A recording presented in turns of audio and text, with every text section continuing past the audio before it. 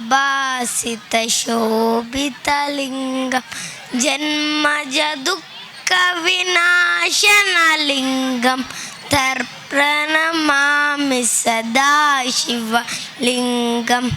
देवमुनि प्रवरार्चितलिङ्गं कामदहनकरुणाकरलिङ्गं रावणदर्पविनाशनलिङ्गं तर्प्रणमामि सदाशिवलिङ्गं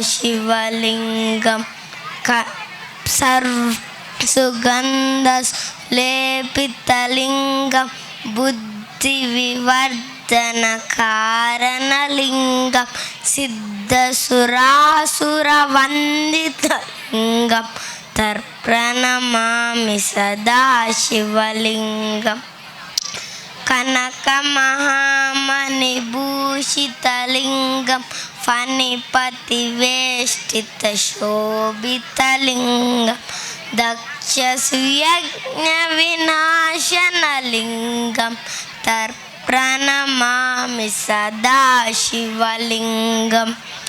कुङ्कुमचन्दनलेपितलिङ्गं पङ्कजहारशोभितलिङ्गं सञ्चितपापविनाशनलिङ्गं तर्प्रणमामि सदाशिवलिङ्गं देवगणार्चितसेवितलिङ्गं भार्वैभक्तिभिरेव च लिङ्गं दिनकरकोटिप्रभाकरलिङ्गं तर्प्रणमामि सदाशिवलिङ्गम्